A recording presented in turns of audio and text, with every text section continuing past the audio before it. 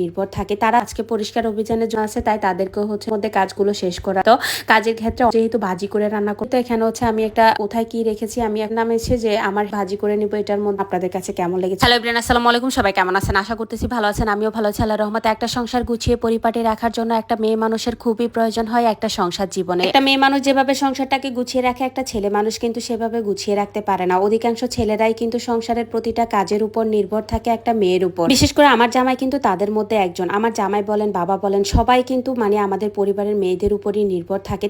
তাদের কাজ হচ্ছে বাইরে থেকে খাবার দাবার এনে দেওয়া, আমাদের কাজ হচ্ছে রান্না বান্না করা, ঘর গোছানো, বাচ্চা কাচ্চা সামলানো, এগুলো করা। তারা কখনোই চায় না যে আমরা বাইরে গিয়ে কাজ করি বা চাকরি বাকরি করি। এগুলো বিশেষ করে আমার আব্বু এই জিনিসটা একদমই পছন্দ করে না। আব্বুর কথা হচ্ছে ঘরের মেয়েরা কেন বাইরে গিয়ে চাকরি বাকরি করতে হবে, কিন্তু আল্লাহ আমার জন্য এই চাকরিটা মিলিয়ে দিয়েছে যে ঘরে বসে টাকা ইনকাম করতে পারতেছি। যাই করি না কেন ঘরের মধ্যেই করতেছি। এই কারণে আমার জন্য এই কাজটা করা সম্ভব হচ্ছে। যাই হোক, এই তো আজকে পরিষ্কার অভিযানে যোগ দিয়েছি, কারণ সামনের রুমটা একদমই অপরিষ্কার হয়ে আছে। সামনের রুমটা অনেকদিন ধরেই ধরবো করে হচ্ছে ধরতে পারতেছিলাম না। আর এদিকে সকালবেলা শাওন সাহেব উঠে গেছে, আরিশা উঠে গেছে, তাদের জন্য সকালের নাস্তা বানানোটাও এখনো হয় নাই। তাই ভাবলাম আগে নাস্তাটা রেডি করে নিই। আরিশা মনে যেহেতু নুডলস খেতে পছন্দ করে, সে সারাদিনে যদি তাকে একটু একটু নুডলস দিই সে অনেক বেশি খুশি হয়। তো আমি হচ্ছে ভেজিটেবল নুডলসটা বানানোর ট্রাই করি, যাতে করে সে একটু সবজিও খেতে পারে। আজকে বাসায় বরবটি ছিল না, মাঝে মাঝে আমি হচ্ছে বরবটি দিয়েও হচ্ছে এই নুডলসটা বানিয়ে থাকি। আর আজকে যেহেতু শুধু গাজর ছিল, তাই হচ্ছে গাজর দিয়েই নুডলসটা বানিয়ে ফেলবো। গাজর, কাঁচামরিচ, তারপর হচ্ছে পেঁয়াজ, এগুলো দিয়েই হচ্ছে আমি ভালো করে মশলাটা কষিয়ে নিচ্ছি। আর এখন ডিম দিয়ে দিব। নর্মালি আমরা যেভাবে নুডলস বানাই সেভাবেই জাস্ট ওর জন্য নুডলসটা বানিয়ে থাকি। এই নুডলসটা শাওন সাহেবও অনেক বেশি পছন্দ করে, তাই বেশি করে বানিয়ে রাখি সারাদিন, যাতে দুই বাপ বেটি খেতে পারে। তো এই তো এখানে হচ্ছে বেশি করে একটু সয়া সস দিয়ে দিলাম। আর সয়া সসটা দিলে একটু লবণের পরিমাণটা আলাদাভাবে লবণ দেওয়া লাগে না, সয়া সসের টেস্টটা অন্যরকম আসে। নুডলসটাও অনেক বেশি মজা হয়। তো যাই হোক, এই তো সকালের নাস্তাটা রেডি করে নিচ্ছি তাড়াহুড়ো করে। আজকে সব কাজ অনেক তাড়াহুড়ো করে করব, কারণ একটু সময় নেই, আমার একটু বাইরে যেতে হবে। তাই ঘরের কাজগুলো শেষ করে আবার বাইরের কাজগুলো শেষ করা লাগবে। তো এখন হচ্ছে আমি নুডলসটা বসিয়ে দিলাম। প্রথমে আমার নুডলস বানানো শেষ হয়ে গেলে কিন্তু আমার কাজগুলো শেষ। আর বাসায় যেহেতু 3জন মেহমান আছে, তাই তাদেরকেও হচ্ছে নুডলস দিয়ে সকালের নাস্তাটা সেরে ফেলবো। তো এই তো আমাদের সকালের নাস্তাটা করা শেষ করে আমি হচ্ছে দুপুরের জন্য সবকিছু রেডি করে নিচ্ছিলাম। আর আজকে দুপুরে বেশি কিছু রান্না করব না, যেহেতু আমার বাইরে কাজ আছে। তাই আজকে হচ্ছে একটু তাড়াহুড়োর মধ্যে কাজগুলো শেষ করার ট্রাই করব, যাতে করে হচ্ছে আমি তাড়াতাড়ি রান্নাঘর থেকে বের হতে পারি। তো ডাল রান্না করব, তার জন্য হচ্ছে আমি এখানে বেশি করে ডাল নিয়ে নিলাম। আর মাছ টাছ কী রান্না করব সবকিছু রেডি করে আপনাদের সাথে জাস্ট শেয়ার করব।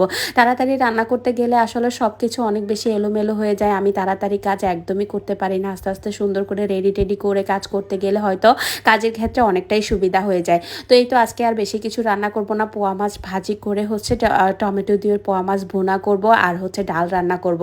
আর এখানে যা যা লাগবে সবকিছু সুন্দর করে রেডি করে নিলাম। পোয়া মাছগুলো যেহেতু ভাজি করে রান্না করব, তাই একটু ভাজি করে নিলাম। পোয়া মাছ আপনাদের কাছে কার কাছে কেমন লাগে আমাকে একটু কমেন্ট করে জানাবেন। আমার কাছে তো অনেক মজা লাগে। কাঁটা ছাড়া সব মাছই আমার পছন্দের, যেমন পাঙ্গাস মাছ, পোয়া মাছ, তারপর হচ্ছে আরো কিছু মাছ আছে যেগুলো কাটা থাকে না, ওই মাছগুলো আমার কাছে অনেক বেশি, যেমন আইর মাছ, তারপর হচ্ছে বোয়াল মাছ, এই মাছগুলো আমার অনেক বেশি পছন্দের।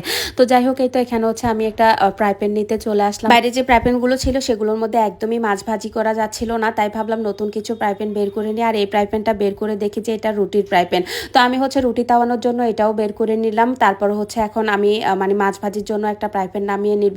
বাসায় অনেকগুলো ফ্রাই প্যান আছে, কোথায় কি রেখেছি আমি এখন খুঁজেও পাচ্ছি না। সব কিছু হচ্ছে নতুন নতুন অনেক জিনিসই আছে যে আমি কোথায় কি রেখেছি নিজেও জানি না। তো এই তো আমি হচ্ছে এই লাল ফ্রাই প্যানটা নামিয়ে নিব। এটার মধ্যে এখন থেকে মাছ ভাজি করব। মাছ ভাজির জন্য একটা ফ্রাই প্যান আসলে পার্মানেন্ট না থাকলে হয়ই না।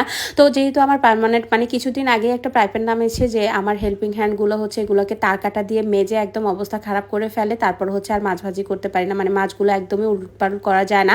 তো এটা এখন হচ্ছে আমি সুন্দর করে মাছগুলো ভাজি করে নিব। এটার মধ্যে অনেক সুন্দর করে মনে হচ্ছে যে মাছ ভাজি করা যাবে। আর এখন থেকে ফ্রাই প্যানগুলো চিন্তা করলাম যে আমি নিজেই ধুয়ে পরিষ্কার করে রাখবো, কারণ ওদের উপর ছেড়ে দিলে অনেক কিছুই নষ্ট হয়ে যায় অনেক তাড়াতাড়ি।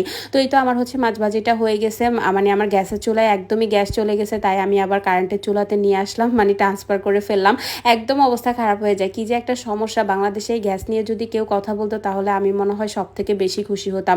গ্যাসের সমস্যার জন্য রান্না বান্না বলেন সবকিছু নিয়ে এত পরিমাণ কষ্ট করতে হয়, সকালবেলা ঘুমানোই যায় না, এরকম একটা অবস্থা হয়ে যায়। সকালবেলা একটু বেশি ঘুমাতে গেলেই হচ্ছে আর গ্যাস পায় না, একদম 2টা-3টা বেজে যায়। দুপুরের খাবারটাও মনে হয় কি আর খেতে পারবো না, এরকম একটা অবস্থা হয়ে যায়। এখন কারেন্টের চুলা থাকাতে তো একটু বাঁচা গেছে।